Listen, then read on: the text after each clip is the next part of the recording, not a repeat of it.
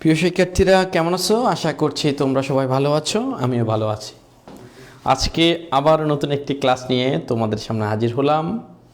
আজকের বিষয়টি হচ্ছে হিসাব বিজ্ঞান। তোমরা সবাই জানো, স্পেশালি আমি হিসাব বিজ্ঞান বিষয়ের উপর ক্লাস দিয়ে থাকি। আর্থিক বিবরণীর অধ্যায়ের আমি বিশদ আয় বিবরণীর আংশিক একটি অংশ নিয়ে তোমাদের সাথে আলোচনা করব। তোমরা যে যেখান থেকে আমার এই ক্লাসটি দেখছো, তোমাদের সবাইকে আমার পক্ষ থেকে শুভেচ্ছা ও সালাম জানাচ্ছি। তোমরা আমাকে সহযোগিতা করবা ক্লাস করার জন্য এবং তোমাদের পক্ষ থেকে যে যে পরামর্শ রয়েছে আমাকে দিবে। ইতিমধ্যে অনেকে আমাকে কিছু পরামর্শ দিয়েছে।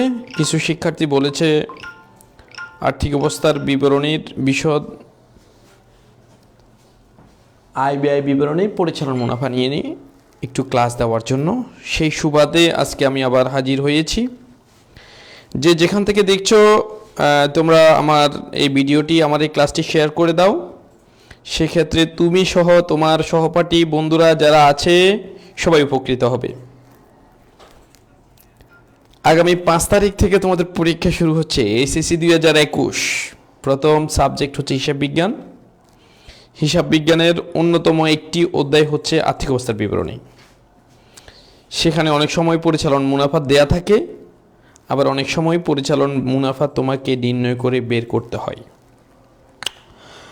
আজকের এই ক্লাসে তোমরা যারা আমার এই ভিডিওটি দেখছো বা দেখবে, তোমরা সকলেই সহজে পরিচালন ব্যয়, পরিচালন মুনাফা নির্ণয় করতে পারবে। আমি তোমাদের হিসাব বিজ্ঞান বিষয়ের ক্লাস দিয়ে থাকি, তোমরা সেটা জানো। আমার ক্লাসে যে কোনো সমস্যা তোমরা আমাকে পরামর্শ দিবে, আমি সেটি একদম ইজিলি নেব। আমাদের পেজের ইনবক্স অথবা ব্যক্তিগতভাবে তোমরা আমাকে মেসেজ করতে পারো তোমাদের যে কোনো সমস্যা নিয়ে। আমি সেক্ষেত্রে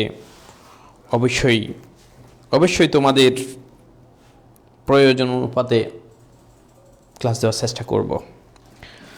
আসো, যে যেখান থেকে আছো, আমরা সবাই সুস্থ আছি এবং সুস্থ থাকব।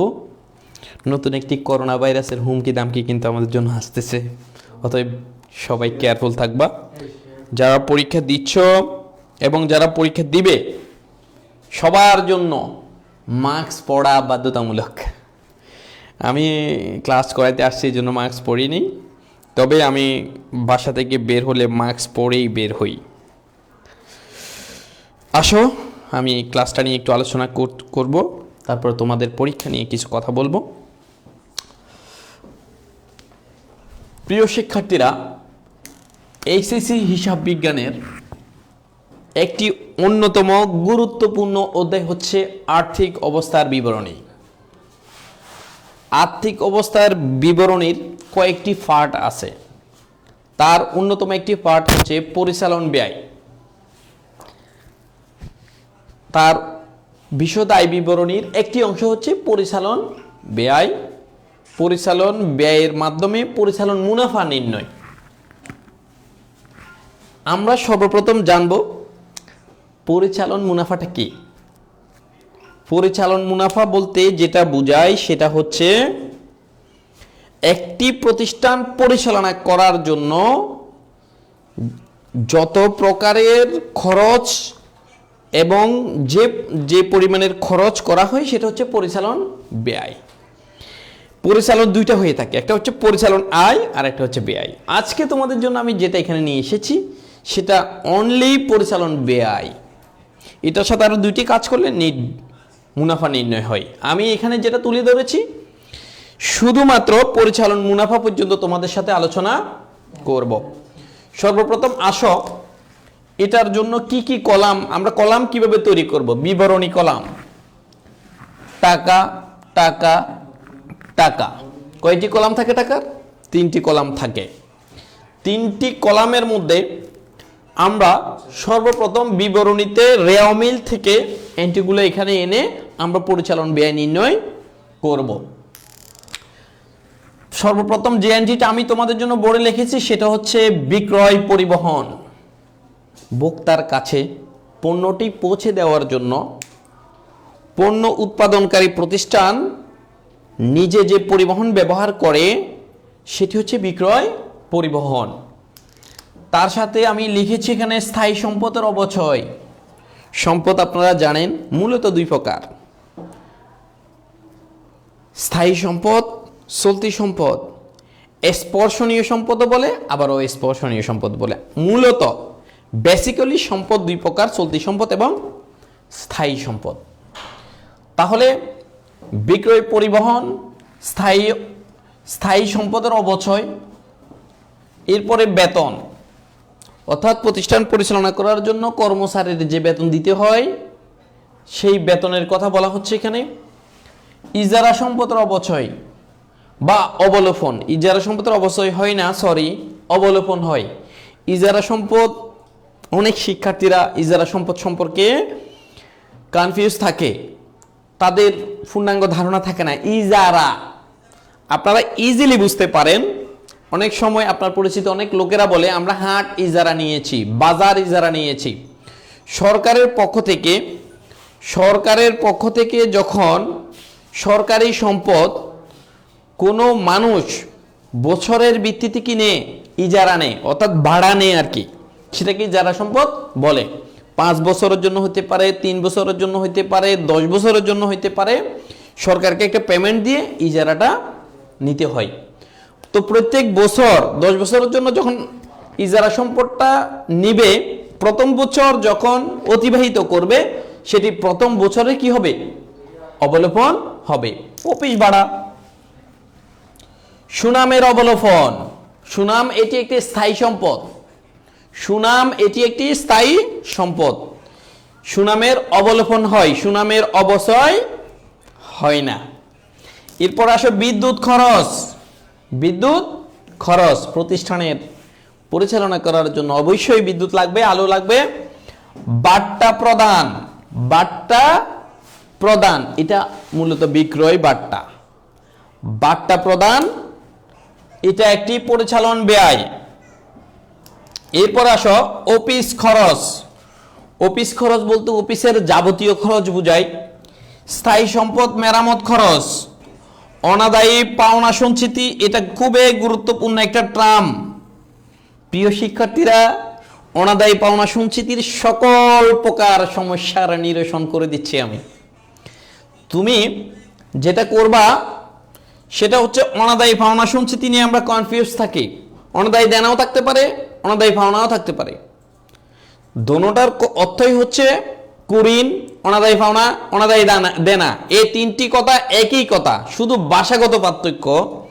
সেটার সাথে নতুন অনাদায়ী পাওনা সঞ্চিতি যোগ হয়।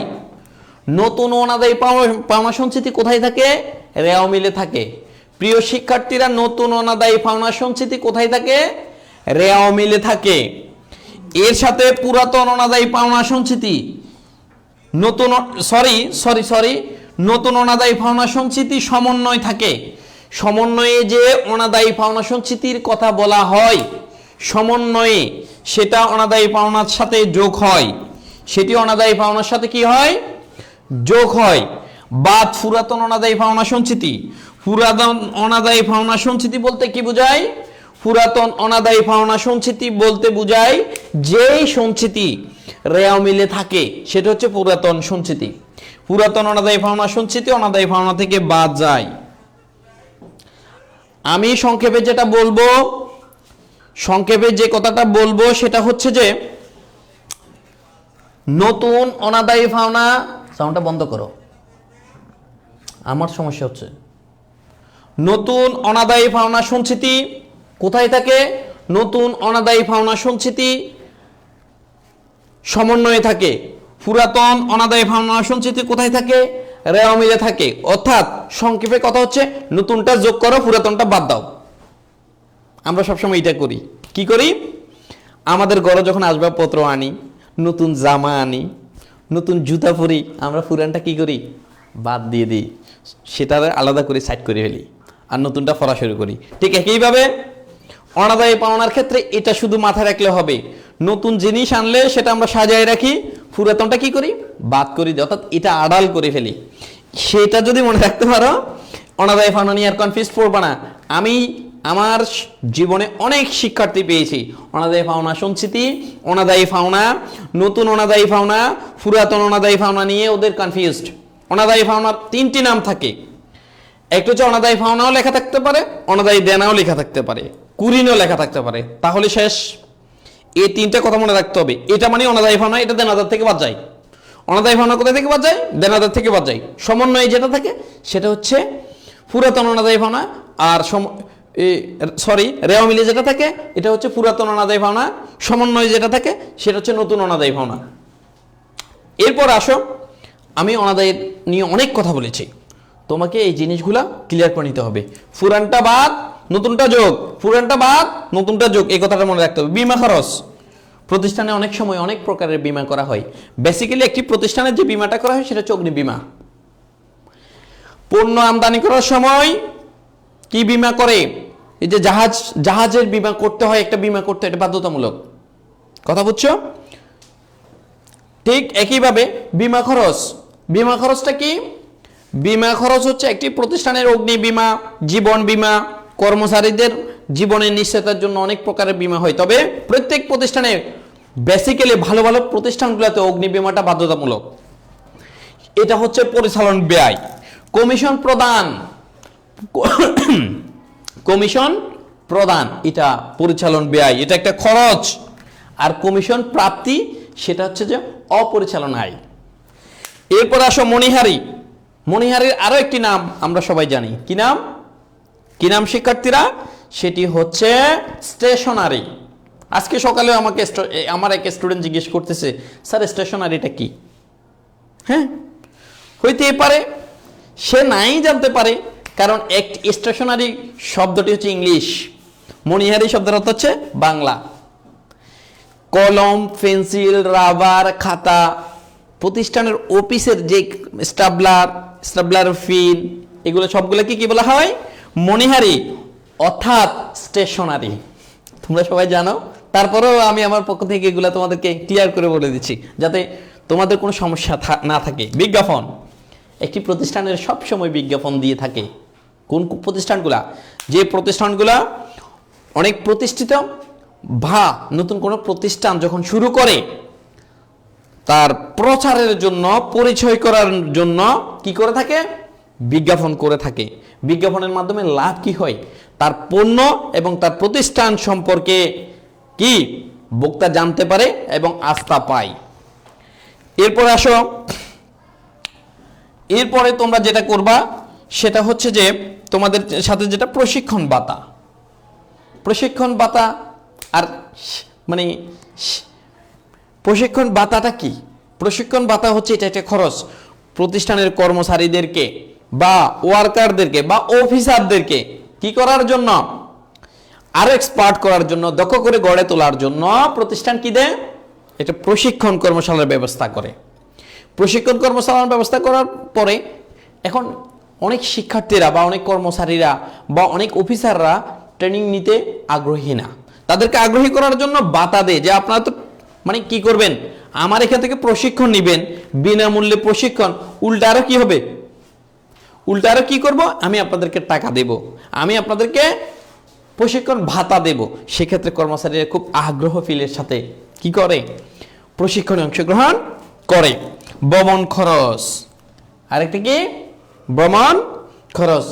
প্রতিষ্ঠানের প্রয়োজনে অনেক সময় প্রতিষ্ঠানের প্রশাসনিক যে কর্মকর্তারা থাকে বিভিন্ন জায়গায় ভ্রমণ করতে হয় পরিবেশ দেখার জন্য, আগামীতে কি করবে সেটা বাস্তবায়নের জন্য, মার্কেট সম্পর্কে ধারণা নেওয়ার জন্য ভ্রমণ করে থাকে। সেটি হচ্ছে পরিচালন ব্যয়। এরপরে প্যাকিং খরচ। আসলে বাংলাদেশের সবচেয়ে গুরুত্বপূর্ণ একটা বিষয় হচ্ছে কি জিনিস? সেটি হচ্ছে মানে 2 টাকার পণ্যর জন্য আমরা 3 টাকার কি খরচ করি? প্যাকেটের জন্য 2 টাকার ভিতরে 2 টাকার প্রোডাক্ট, কিন্তু আমরা খরচ করতেছি প্যাকিংয়ের জন্য 3 টাকা। তার মানে পণ্য থেকে পণ্যর প্যাকেটের দাম বেশি। কেন? কারণ পণ্য যখন বেশি অ্যাট্রাকটিভ হয় তখন মানুষ ওই পণ্য মানে পণ্যের মানে মোড়ক যখন প্যাকেটটা যখন বেশি গর্জিয়াস হয় ও পণ্যটা কেনার জন্য বেশি মানুষ আগ্রহী হয়। তবে আসলে এই ধারণাটা পুরোপুরি সত্য বলা যাবে না, বাংলাদেশের ক্ষেত্রে অনেকটা প্রযোজ্য। মানুষ পণ্যের মান এবং গুণ সর্বপ্রথম বেশি করে দেখে, ঠিক আছে? তো সেক্ষেত্রে আমরা যেটা করব সেটি হচ্ছে কি প্যাকিং খরচ, সেটা হচ্ছে পরিচালন ব্যয়। আর আমরা যারা আজকে শিক্ষার্থী ভবিষ্যতে উদ্যোক্তা হব, আমরা পণ্যের প্যাকিং এর পাশাপাশি আমরা কি রাখবো, মান গুণ ঠিক রাখার চেষ্টা করব।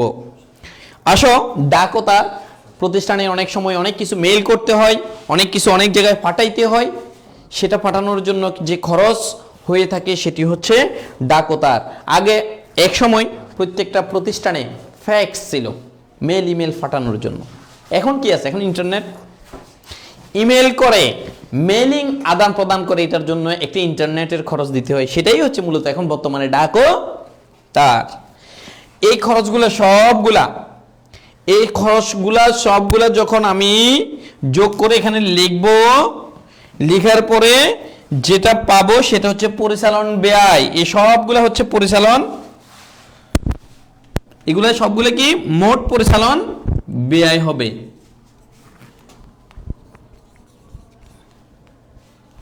প্রিয় শিক্ষার্থীরা, এগুলো সবগুলো মোট পরিচালন ব্যয়। এই ব্যয়টি আমরা বিক্রিত পণ্যের ব্যয়, এটার পূর্বে যে অংশটা থাকে সেটা থেকে কি দিতে হবে, বাদ দিতে হবে। বাদ দেওয়ার পরে কি করব, যেটা পাবো এরপরে যেটা পাবো সেটা হচ্ছে পরিচালন মুনাফা। তো প্রিয় শিক্ষার্থীরা, অনেকেই দেখছি লাইভে আছে। আমি আমার ক্লাস প্রায় শেষ পর্যায়ে, সর্বশেষ ফিনিশিং দেওয়ার আগে আমি তোমাদের কমেন্টগুলো একটু দেখব, কে কে আমার ভিডিওতে কমেন্ট করছে, কারো কোনো প্রশ্ন আছে কিনা।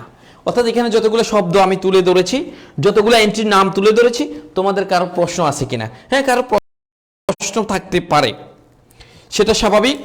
তোমরা এই মুহূর্তে যারা আমার ভিডিওটি দেখছো তাদেরকে প্রশ্ন করার জন্য আমি কিছুক্ষণ সময় দিচ্ছি, তোমরা প্রশ্ন করো। যেমন আমি তোমাদেরকে বলি যে হিসাব বিজ্ঞানের পরিচালন ব্যয় সেটা হচ্ছে বিক্রয় পরিবহন। বিক্রয় পরিবহনের আর কোনো নাম আছে কিনা? হ্যাঁ, একটা প্রশ্ন এসেছে, লিখছে মমিনুল ইসলাম, ভাইয়া ইজারা সম্পদের অবলোপন কি? খুব সুন্দর প্রশ্ন, সেটা আমি আলোচনা করব। ইজারা সম্পদের অবলোপন খুব সুন্দর, এটা নিয়ে আমি কথা বলবো। এর আগে আমি যেটা বলতেছি তোমাদেরকে বিক্রয় পরিবহনের আরো একটি নাম আছে, আন্তঃপরিবহন। কি নাম? আন্তঃপরিবহন। অনেক সময় আন্তঃপরিবহন দেখলে স্টুডেন্টরা কনফিউজড হয়ে যায়, আসলে এটা কি ক্রয় পরিবহন না বিক্রয় পরিবহন?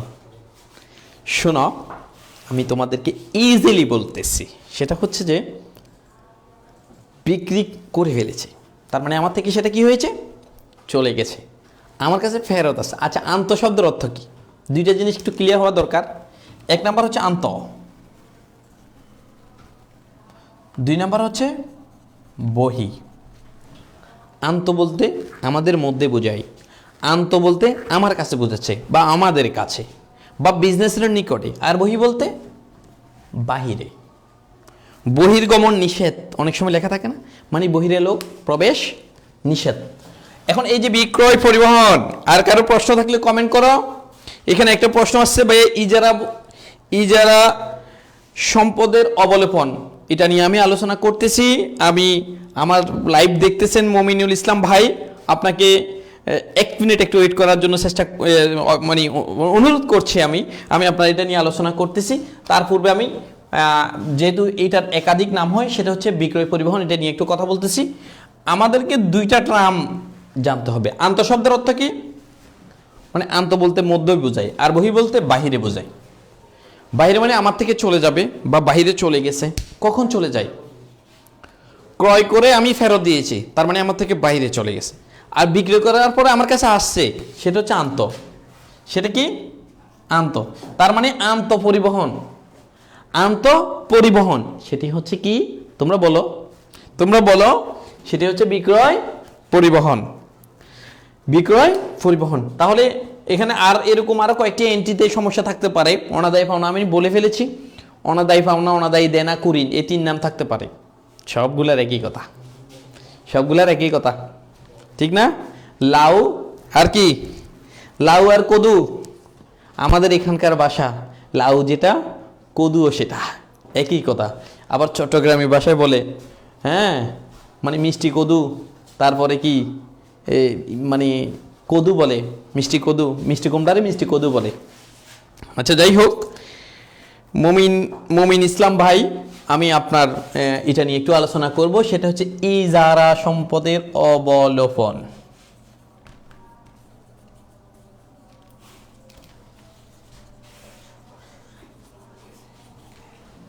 ইজারা কমন একটি কথা, আমার ভাই আমাকে প্রশ্ন করেছে, আমি খুব আনন্দিত। আমি চাই প্রত্যেকটা শিক্ষার্থী এভাবে আমাকে প্রশ্ন করো, সেক্ষেত্রে আমারও ভালো লাগবে। আমি মনে করব সেক্ষেত্রে তোমরা আমার ক্লাসটি দেখে উপকৃত হচ্ছ। প্রিয় শিক্ষার্থীরা, আমি আরেকটু দেখি লাইভে কোনো প্রশ্ন আসছে কিনা, আমি কমেন্টগুলো একটু দেখে নেব।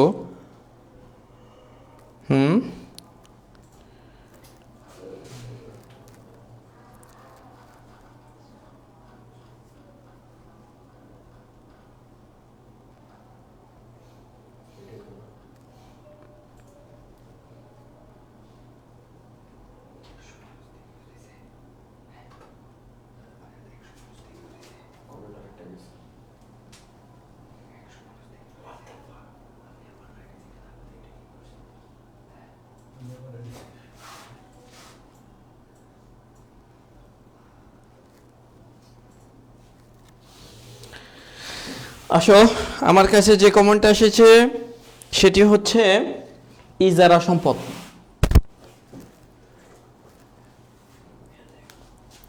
ইজারা সম্পদ এটি একটি স্থায়ী সম্পদ। ইজারা সম্পদ এটা একটি কি স্থায়ী সম্পদ।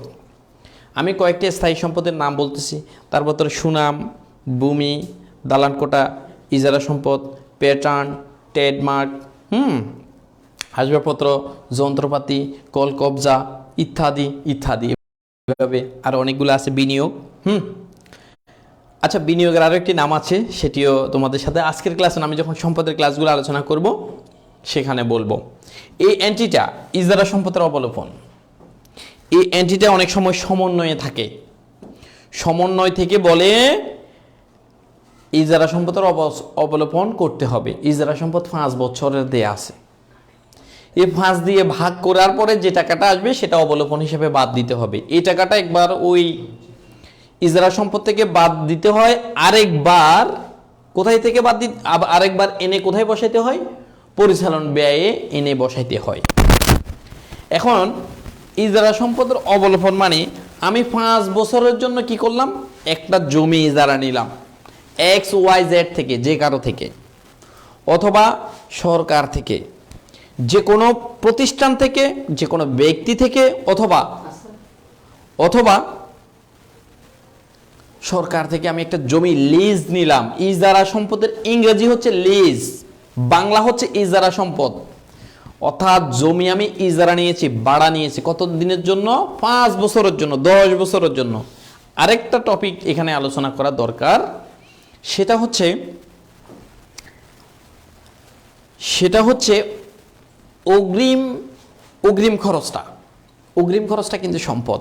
অগ্রিম খরচটা কি সম্পদ। যদি 3 মাসের কেউ ভাড়া অগ্রিম প্রদান করে, 3 মাসের ভাড়া অগ্রিম প্রদান করে, এটি একটি সম্পদ। তো ইজারা সম্পদ, আমি ইজারা সম্পদ কত বছরের জন্য নিলাম, 5 বছর। ইজারা সম্পদ লেখা আছে ব্র্যাকেটে কি 5 বছর। শিক্ষার্থীরা ইজারা সম্পদ ব্র্যাকেটে লেখা আছে কি 5 বছর।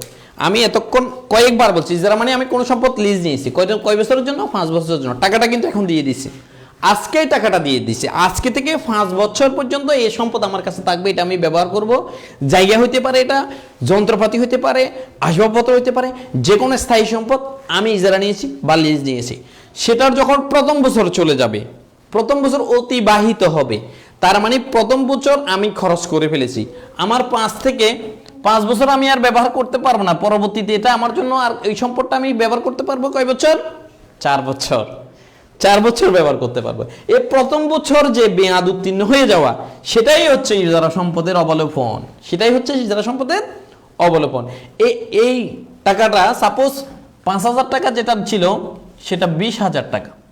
তো এখন 20,000কে যদি আমরা 5 দিয়ে ভাগ করি, 5 একে 5, 5 দুগুণা 10, 3 5 15, 4 5 20, 4 5 কত? 20। 4,000 টাকা তোমাকে কি করতে হবে? বাদ দিতে হবে। 4,000 টাকা বাদ দিতে হবে। 5 দিয়ে ভাগ করার পরে এটা 5 ভাগ হয়ে গেল, 1 বছর অতিবাহিত হয়েছে, 1 বছরের টাকাটা কি দিতে হবে? তোমাকে বাদ দিতে হবে। পরবর্তী 4 বছরের টাকা তুমি স্থায়ী সম্পদে দেখাবা। তবে যে 1 বছরের টাকাটা তুমি খরচ হিসেবে দেখিয়েছ, মানে সেটা তোমাকে কোথায় দেখাতে হবে? সেটা তোমাকে দেখাতে হবে পরিচালন ব্যয়ে। কোথায় দেখাতে হবে? পরিচালন ব্যয়ে।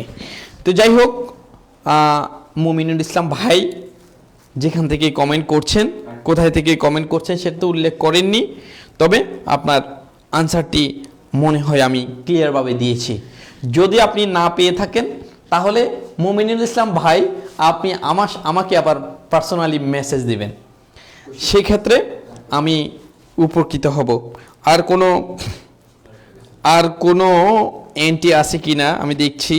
আচ্ছা, আমাদের অ্যাডমিন প্যানেল থেকে একটা রিকোয়েস্ট আসছে। অ্যাডমিন প্যানেলে যারা আছে তারা আমার শিক্ষার্থীরা, ভাইয়া সঞ্চিতি কি? সঞ্চিতি কি? খুব সুন্দর একটি প্রশ্ন। সঞ্চিতিটা নিয়ে আমি তোমাদের সাথে এখন কথা বলবো।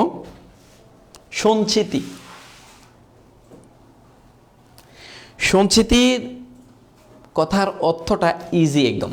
সঞ্চয় করি না আমরা? কি করি? সঞ্চয় করি। আচ্ছা, একজন ব্যক্তি কোথায় থেকে সঞ্চয় করে?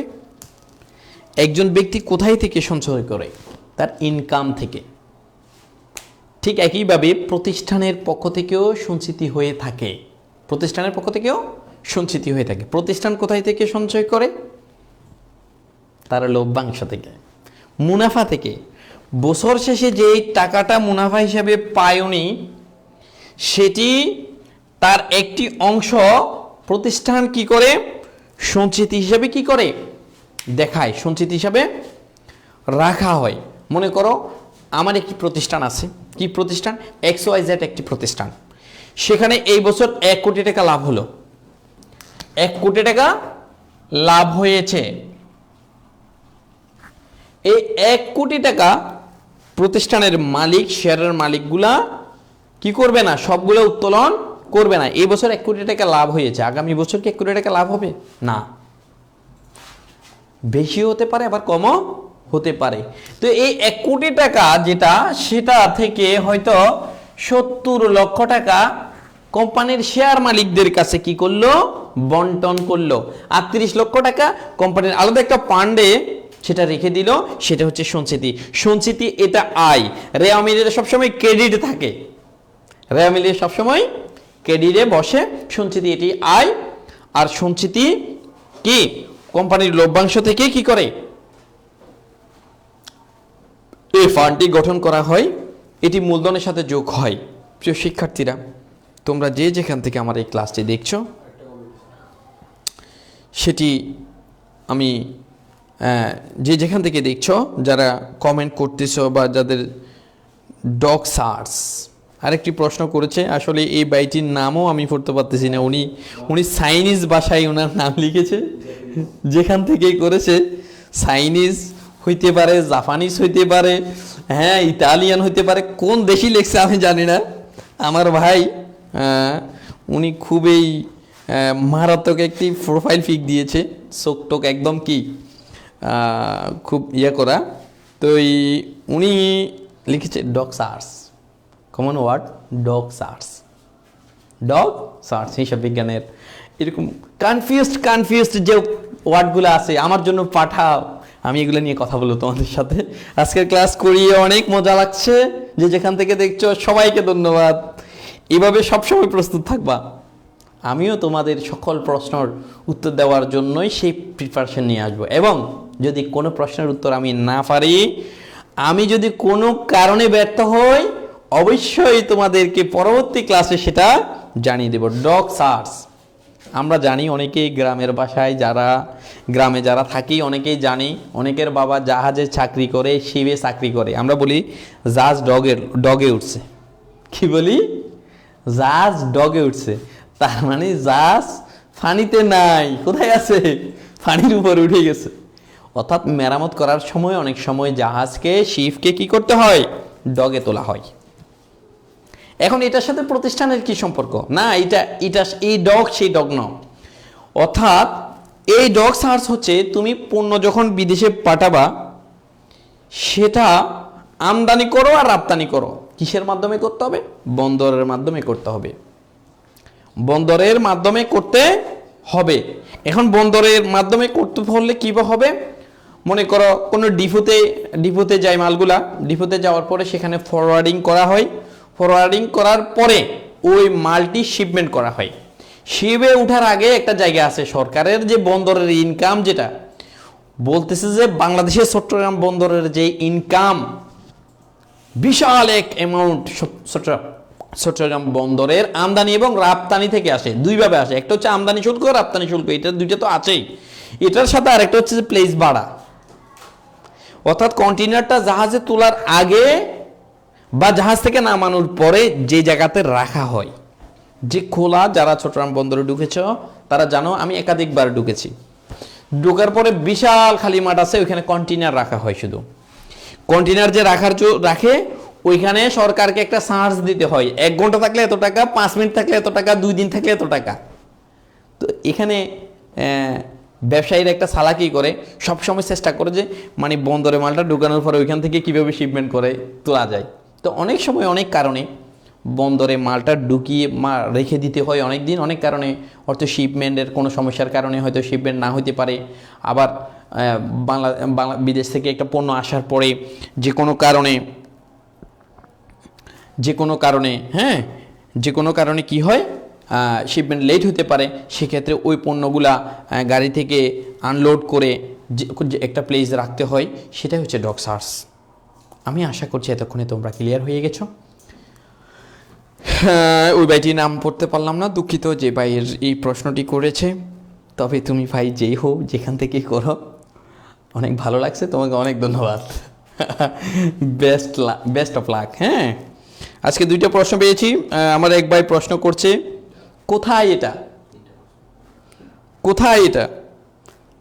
আপনি কি বুঝাইছেন সেটা আমি জানি না। কোথায় বলতে কি আমার কথা বুঝাচ্ছেন, না আমার প্লেসের কথা বুঝাচ্ছেন, না ডগ সার্চের কথা বুঝাচ্ছেন, সেটা আমি জানি না। ক্লিয়ার না? আপনি আরেকটা ক্লিয়ার করে আমাকে কমেন্ট করতে পারেন, সেক্ষেত্রে আমি ক্লিয়ার করে দেবো ইনশাল্লাহ। হিসাব বিজ্ঞানের যে কোনো সমস্যা নিয়ে শিক্ষার্থীদের কাছে আমি প্রশ্ন আশা করব, চেষ্টা করব সেটা ক্লিয়ার করে দেওয়ার জন্য। আসলে আমি তো আর ঈশ্বরচন্দ্র বিদ্যাসাগর না, সব কিছু পারি এটা বলবো না, তবে আমার পক্ষে যতটুকু সম্ভব, আমার এই ছোট মানুষটির ক্ষুদ্র জ্ঞানে যতটুকু সম্ভব শিক্ষার্থীদেরকে আমি সেটা চেষ্টা করব। এটাতে তোমরা অবশ্যই উপকৃত হবা। যারা লাইভে আছো, তোমাদের কাছে একটি আবেদন থাকবে, তোমরা আমার ভিডিওটি দেখার পরে অবশ্যই শেয়ার করে দিবা, আর তোমাদের কোনো প্রশ্ন থাকলে কমেন্ট করবা। প্রিয় শিক্ষার্থীরা, আজকের অনুষ্ঠানে আমি ক্লাস একদম আরেকবার ইতি টেনে 2-1টি কথা বলে শেষ করব, একদম শেষ পর্যায়ে।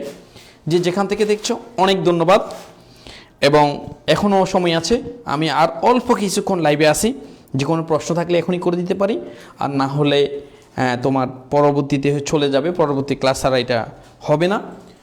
আজকের যে ক্লাস থেকে তোমাদের জন্য যেটা আমি আয়োজন করেছি, ব্যবস্থা করেছি, যেটা জানানোর চেষ্টা করেছি, সেটা হচ্ছে যে হিসাব বিজ্ঞান, এসএসসি হিসাব বিজ্ঞানের আর্থিক বিবরণী অধ্যায়ের নাম কি শিক্ষার্থীরা? আর্থিক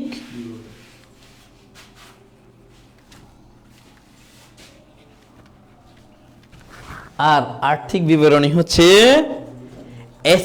এসএসসি হিসাব বিজ্ঞানের মূল অঙ্ক। যে শিক্ষার্থী এই অধ্যায় পারে সে হচ্ছে 1 নাম্বার হিরো। না, আমরা সবাই এই অধ্যায়টা পড়তে চাই না। আমার কিছু শিক্ষার্থী আছে আর্থিক অবস্থার বিবরণী করবে না, আর্থিক অবস্থার বিবরণী ভয় লাগে, তা আমি বললাম যে এত বই পাওয়ার কি আছে, তোমরা তো নবম দশম শ্রেণীতে এটা অধ্যায় করছো। বলছে যে এটা মাথায় ঢুকে না। আমি বুঝি না এখানে কি আছে, আমার কাছে মনে হয়েছে সো ইজি, একসাথে এত সুন্দর একটা পার্ট, এত সুন্দর সব কিছু দেওয়া আছে, শুধু হালকা একটা সমন্বয়ের ক্যালকুলেশনগুলো করতে হয়। মজার একটা অধ্যায় এটা, কিন্তু বেশিরভাগ শিক্ষার্থীরা তো ভয় পায়। আরে আমি যেগুলো পড়াইছি এরাও বলতেছে যে আর্থিক অবস্থার প্রতি ইন্টারেস্ট নাই। এখন শিক্ষার্থীর যদি ইন্টারেস্ট না থাকে সেক্ষেত্রে তো মহা মুশকিল। তো যাই হোক, সব স্টুডেন্ট সমান না, আবার কিছু স্টুডেন্ট আছে খুব সুপার, প্রত্যেকটি অধ্যায় করতে চাই, কোনো অধ্যায় বাদ দিতে চাই না। আমি লাস্ট এই ক্লাসের একটু রিভিশন দিব, তারপরে তোমাদের পরীক্ষা নিয়ে একটু কথা বলে আমি আমার লাইভ শেষ করব। এতক্ষণ আর অল্প কিছুক্ষণ সময়, এতক্ষণ তো অনেক কষ্ট করেছো, অনেক দেখতেছ, কি শিখতেছ সেটাও কমেন্ট করে জানাইও। তাহলে এইচএসসি হিসাব বিজ্ঞানের আর্থিক বিবরণীর বিশদ আয় ব্যয় বিবরণী,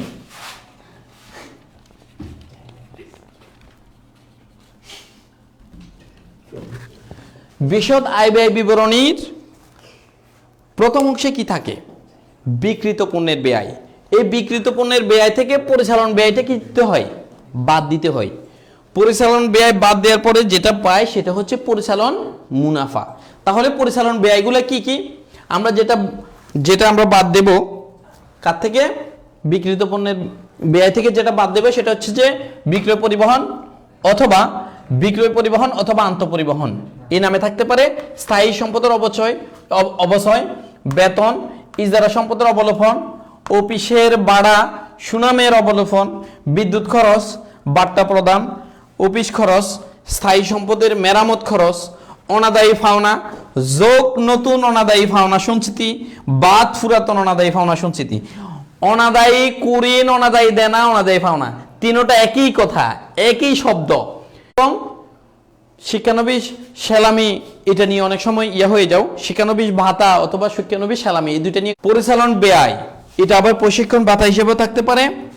ভবন খরচ, প্যাকিং, তারপরে ডাক ও তার, এগুলা বাদ দেওয়ার পরে যেটা পাবো এগুলা সবগুলা হচ্ছে মোট পরিচালন ব্যয়।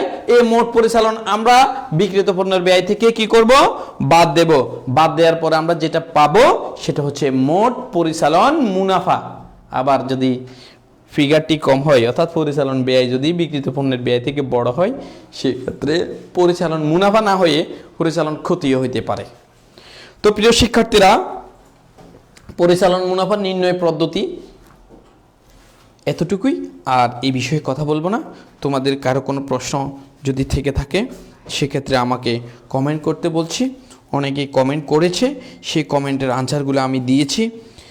আর এই মুহূর্তে আমি নতুন কোনো কমেন্ট পাইনি, পরবর্তীতে পেলে আমি সেগুলো কি করব, সেগুলো তোমাদেরকে সমাধান করে দেওয়ার চেষ্টা করব। আজকের এই ক্লাস এখানে শেষ করছি, তবে এইচএসসি হিসাব বিজ্ঞান নিয়ে দুই একটি কথা বলে আমি শেষ করব। প্রথম কথা, 5 তারিখ তোমাদের পরীক্ষা। টাইম কয়টায় প্রিয় শিক্ষার্থীরা? টাইম কয়টায়? দুপুর 2টায় না? ভয় পাচ্ছ? কোনো ভয় নেই, হিসাব বিজ্ঞান সো ইজি একটা সাবজেক্ট। তোমাদের কাছে আমার পরামর্শ থাকবে, ফার্স্ট পার্টে ভালো করো, সেকেন্ড পার্টের টেনশন কমাও। ফার্স্ট পার্টে ভালো করো, সেকেন্ড পার্টের টেনশন কমাও। ফার্স্ট পার্টে তুমি 50 পরীক্ষা দিলা, তুমি 40 পেয়ে গেছো, তাহলে তোমার সেকেন্ড পার্টের পাস হওয়া নিশ্চিত। একটা অঙ্ক করে দিয়ে চলে আসলো, চোখ বন্ধ করে পাস। দুইটা পরীক্ষা সমন্বয় করে পাস হয়, প্রথম পত্র, দ্বিতীয় পত্র। তো দ্বিতীয় পত্র থেকে অবশ্যই আনসার করবো। আমি তো আশা করছি আমার প্রত্যেকটি শিক্ষার্থী যারা আমার এই লাইভে আমার পরামর্শ নেন এবং যারা আমার সাথে সরাসরি যুক্ত আছেন, সবাই এইচএসসি পরীক্ষার্থী যারা, তোমাদের সবার জন্য দোয়া, তোমাদের সবার জন্য শুভকামনা। তোমরা সবাই ভালো রেজাল্ট করো এবং ভালো একটি রেজাল্ট করে এই প্লাস নিয়ে, ভালো একটা পয়েন্ট নিয়ে তুমি ভালো একটা পাবলিক ভার্সিটিতে ভর্তি হও। কোনো স্টুডেন্ট আছে তারা বাইরে অ্যাপ্লাই করতে চায়, কোন দেশে? ইউরোপে যেতে চায়। বেসিক্যালি আমার কয়েকটা স্টুডেন্ট ইউরোপের স্বপ্ন দেখতেছে। আসলে ভালো রেজাল্ট না হলে ইউরোপের ভার্সিটি তোমাকে নেবে না, ইউরোপের ভার্সিটি অ্যালাউ করবে না। সেক্ষেত্রে র্যাঙ্ক তো 3.50 উপরে থাকতে হবে মিনিমাম, 4 পয়েন্ট এবং 5 পয়েন্ট পাইলে তো তোমাকে অনেক স্কলারশিপ দিবে। সেক্ষেত্রে আমি বলবো তোমরা ভালো একটি রেজাল্ট তোমাদের জন্য খুবই প্রয়োজন। কতটুকু প্রয়োজন? তোমার 5 তারিখের থেকে যে পরীক্ষা অনুষ্ঠিত হবে সেটার রেজাল্ট কতটুকু প্রয়োজন তুমি এখন উপলব্ধি করতে পারবে না। হ্যাঁ, এখন হয়তো ভাবতেছো, কল্পনা করতেছো, মনে হয় এরকম এরকম মনে হয়, এভাবে গুরুত্বপূর্ণ। না না, কিছুদিন পরে যখন পরীক্ষার রেজাল্ট বের হবে, যখন ভার্সিটির ধারে যাবা আর ভার্সিটির জন্য অ্যাপ্লাই করতে হবে, তখন বুঝতে পারবা অনেক গুরুত্বপূর্ণ। এসএসসি কি করছো এটার চিন্তা না করে এখন এইচএসসি কিভাবে ভালো করা যায়। আবার অনেকেই বলতেছে আমি তো ক্লাস পেয়েছি এসএসসিতে, ইন্টার নিয়ে আমার চিন্তাধারা নাই। কেন? আমার তো ওইখান থেকে অর্ধেক নাম্বার এসে যাবে না, অর্ধেক নাম্বার আসলে ভালো হবে এটা বলা যাবে না। আপনি যদি আপনার এই প্লাস ধরে রাখতে চান, আপনার এখানেও আপনাকে ভালো রেজাল্ট করতে হবে। তো আমি যেটা বলবো, 5 তারিখে পরীক্ষার জন্য দ্বিতীয় অধ্যায় এই 2টা অধ্যায় ভালো করে করো, যারা একদম দুর্বল কোনো মতো পাস করতে চাও। আর যারা ইউরোপে যেতে চাও, ইউরোপ যাওয়ার স্বপ্ন দেখো, 4 উপরে উঠাও। ইংলিশ তো তোমাদের নাই, কমার্সে যারা তোমরা হিসাব বিজ্ঞান বিষয়টা আসলে সো ইজি। তবে আমাদের একটা প্রবলেম আছে, আমরা প্র্যাকটিস করি না। তুমি তোমার মতো করে একটা কাজ করবা। কি কাজ? প্রথম অধ্যায়ে কি গড় হয়, ক্যাশ মেমো, চালান, তারপরে ডেবিট বাউচার, ক্রেডিট বাউচার, এগুলা থেকে অবশ্যই দেখবা। তার সাথে কি দেখবা? জাবেদা কলামের, অবশ্যই এটা তোমরা ইজিলি পারবা। তারপরে রেওয়া মিল প্রস্তুতের গড়গুলা, খতিয়ান প্রস্তুতের গড়গুলা, খতিয়ান 2 প্রকার, চলমান জের এবং কি চলমান জের এবং টিসক পদ্ধতি, দুটোটা দেখবা। হ্যাঁ, এই মুহূর্তে তোমার কাজ হচ্ছে বেশি বেশি অঙ্ক ঘরেকে প্র্যাকটিস করা। তোমাদের যে প্রবলেমটা হতে পারে প্রিয় শিক্ষার্থীরা, সেটি হচ্ছে তুমি হয়তো পরীক্ষার হলে গেলে যে আমি এই অঙ্কটির কলামটা কীভাবে হবে না, তুমি পাশের বন্ধুকে জিজ্ঞেস করতে হবে, তুমি হয়তো ভুলে যেতে পারো। বেশি বেশি কলাম আঁকো, বেশি column, debit note, credit note, challan, cash memo, voucher, debit voucher, credit voucher, এই 6টা করো, একটা পাবে, থাকবে, মাস্ট বি। আমার বিশ্বাস থাকবে, আমি মনে করছি থাকবে, কারণ অতীতের অভিজ্ঞতা থেকে বলছি আমি। এরপরে দুশ্চিন্তা করা যাবে না, দুশ্চিন্তা একদম করা যাবে না। যে অঙ্কগুলো পারো এগুলো বেশি প্র্যাকটিস করো। নৈবিত্তিকের ক্ষেত্রে আগে পড়ে নাও, অধ্যায়ভিত্তিক পড়ে নাও, পড়ে দেখবা তোমার বইয়ের পিছনে একটা মডেল টেস্ট থাকে, পরীক্ষা দাও। আমি আমার স্টুডেন্টদের থেকে আজকে পরীক্ষা নিয়েছি, বাকিদের কথা বললাম না, একটা 10-এ 10 পাইছে, খুব ভালো লাগছে। দ্বিতীয়টা একটু মিস্টেক করে ফেলছে, 10-এ 7 পাইছে। তো আমার আরেকটা শিক্ষার্থী বলতেছে উনি তো 10-এ 10 পাইছে, 100-তে 100, আর যিনি 10-এ 7 পাইছে উনি 100-তে 70। হ্যাঁ, স্যাটিসফাই এখানে হলে হবে না। আমাকে এই গড়ের ভিতর পরীক্ষা দিয়ে আমি যদি 10-এ 10 উঠাতে না পারি, আমি তো পরীক্ষার হলে গিয়ে ভয় পাবো, আমি সমস্যায় পড়তে পারি। এই যে একটা ওয়ার্ড আমরা ভুল করে ফেলি, যেমন লগ্নি। আমার এক শিক্ষার্থী লগ্নি দেখে কনফিউজড, মাথা খারাপ হয়ে গেছে। লগ্নি এটা কি আবার? কোনোদিন নাকি শুনে নাই, কতবার বলছি লগ্নি এটা বিনিয়োগ, এটা ডেবিটে না বসে ও ক্রেডিটে বসে দিছে। ব্যাংক জমাতিরিক্ত ভুল করতেছে, এখন এত পড়ানোর পরে ব্যাংক জমাতিরিক্ত ভুল করতেছে, ডেবিটে বসাচ্ছে। আচ্ছা, যাই হোক, এগুলো হয়, এগুলো আসলে ভয়ের কারণে হচ্ছে। ও যখন ব্যাংক জমাতিরিক্তটা ডেবিটে বসে দিছে, তখন আমি বললাম যে ব্যাংক জমাতিরিক্ত তোমার ব্যাংকে আছে 5 লাখ, তুমি উঠেছো 7 লাখ, সেটা হচ্ছে ব্যাংক জমাতিরিক্ত। আরেকটা নাম আছে ব্যাংক অতিরিক্তের। প্রিয় শিক্ষার্থীরা শুনে রাখো, ব্যাংক জমাতিরিক্তের আরো একটি নাম আছে, সেটা কি জানো? Bank overdraft. এখন তুমি এটা দেখলে তো মনে হয় ভয় পেয়ে যাবে, ব্যাংক ওভারড্রাফট কি? আমি তো এতদিন ব্যাংক জমাতিরিক্ত পর্যন্ত পড়ছি, ব্যাংক জমা পর্যন্ত পড়ছি। ব্যাংক জমাতিরিক্ত সেটাই ইংরেজি কথা, 2-একটা ইংলিশ ওয়ার্ড ঢুকে দিলে অনেক সময় কনফিউজ হয়ে যাও। ঋণের ক্ষেত্রে খুব সচেতন, প্রদত্ত ঋণ সব সময় ডেবিট হয়, এটা মাথায় ঢুকেলে হবে। আর সকল প্রকার ঋণ ক্রেডিট, কি বলছি? প্রদত্ত ঋণ ডেবিট, আর সকল প্রকার ঋণ ক্রেডিট। তো যাই হোক, কোনো ভয় নেই, কোনো দুশ্চিন্তা নেই, সমাধান একটাই, যা শিখেছো তার রিএক্সেল দেখবা, ওগুলো থেকে আসবে। তুমি যা শিখেছো এটার বাইরে একটাও আসবে না। তবে তোমার যদি এই সমস্যা হয়, তুমি যা শিখে গেছো তা পরীক্ষার হলে গিয়ে ভুলে গেছো, এটাই হচ্ছে তোমার জন্য অ্যাক্সিডেন্ট, তোমার জন্য সেটা মারাত্মক হয়ে দাঁড়াবে, তোমার ক্ষতির কারণ হয়ে দাঁড়াবে। তুমি কি করতে হবে? যা শিখেছো তার রিএক্সেল। আমি যা শিখেছি সেখান থেকে আসলে কোনো ভাবেই মিস হবে না, আরেক গুলি মিস হবে। তোমার তীর মিস হবে, আমার ওইখান থেকে অঙ্ক আসলে মিস হবে না।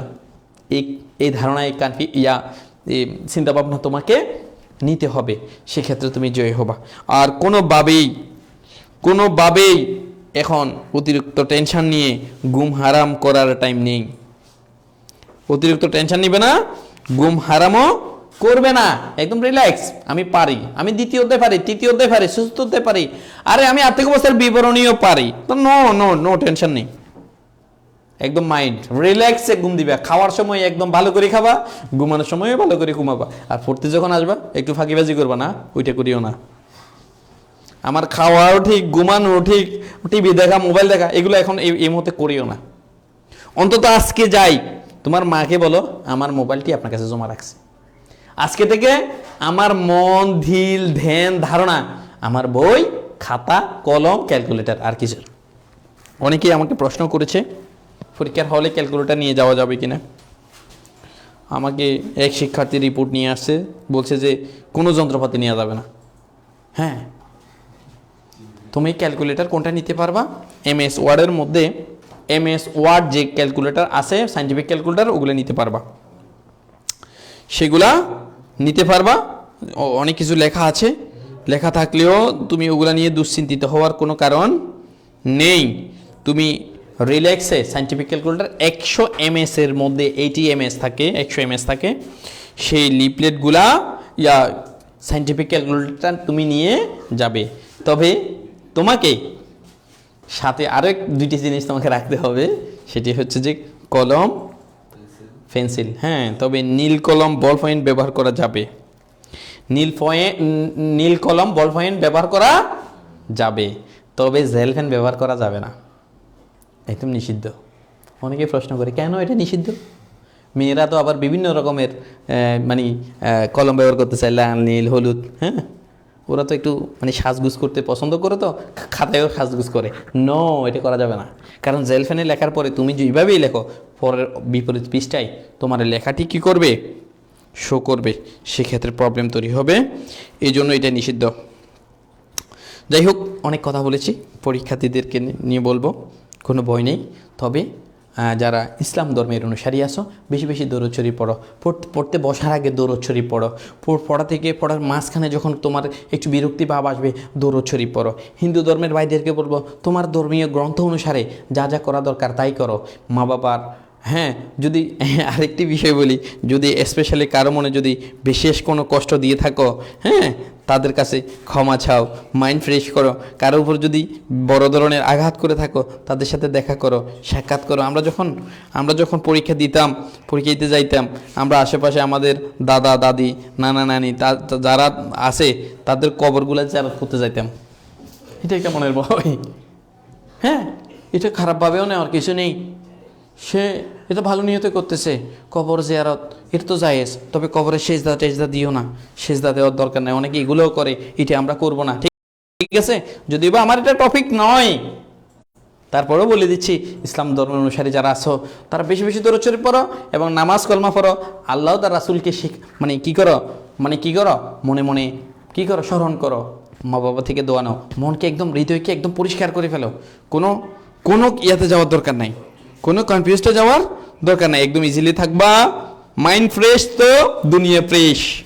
মাথার ভিতর না যখন টেনশন আসে, কি আসে, একটু পেরেশানি আসে, দুনিয়াটা কেমন অন্ধকার মনে হয়, দুনিয়াটা কেমন বিরক্ত মনে হয়, মাইন্ড ফ্রেশ রাখো। আর পারলে একটু দোয়া খায়ের করাইবা, সবাইকে করতে বলবা তোমার জন্য। আসলে ইন্টারমিডিয়েট না একটা অন্যরকম একটা টার্ম, এটা হচ্ছে 0 পয়েন্ট। এখান থেকে তোমার নির্ধারণ করতেছে তুমি কোন দিকে যাবা, ডান দিকে, বাম দিকে। চিটং ভার্সিটিতে যারা দেখবা, প্রথম ঢুকতে একটা 0 পয়েন্ট আছে। কি পয়েন্ট? 0 পয়েন্ট। আমি চট্টগ্রামে থাকি, চট্টগ্রামের ছেলে।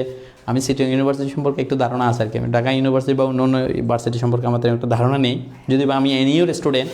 আমি জাতীয় বিশ্ববিদ্যালয়ে পড়াশোনা করেছি, BBA এবং MBA করেছি। তো তোমাদেরকে বলবো, ওই 0 পয়েন্ট থেকে সবগুলা রাস্তা 0 পয়েন্টে এসে মিলিত হয়েছে, ওইখান থেকে আপনি যে কোনো জায়গায় যেতে পারবেন। তবে হ্যাঁ, একটা রাস্তা যদি একবার ঢুকেন, 0 পয়েন্ট থেকে যদি আপনি রোড 2-এ যাওয়ার কথা, আপনি 4-এ চলে গেছেন, কোনোভাবেই আবার আপনাকে ওইখানে আসা যাবে না, আপনাকে ব্যাক করে আবার 0 পয়েন্টে এসে আপনাকে রোড 5-এ যেতে হবে। আপনি যদি ভুল করে 2-তে যাওয়ার কথা আপনি 5-এ ঢুকে গেছেন, নো নো নো, আপনাকে আবার ব্যাগে আসতে হবে। ওই সময়টা সবাই থাকে না। তো যে কে কোথায় আছো জানি না, সবাইকে ধন্যবাদ। অনেক সময় নিলাম আজকে, অনেকক্ষণ ক্লাস করিয়েছি। তোমরা যারা যেখান থেকে আমার এই ক্লাস দেখেছো, কমেন্ট করেছো, প্রশ্ন করেছো, সবাইকে আমার পক্ষ থেকে শুভেচ্ছা এবং সালাম। সবাই ভালো থাকবে, সুস্থ থাকবে, আল্লাহ তার রাসূলের কাছে হেফাজতে আমানতে রেখে আমি আমার ক্লাস এখানে শেষ করছি। ফি আমানিল্লাহ ওয়া রাসূলিহি।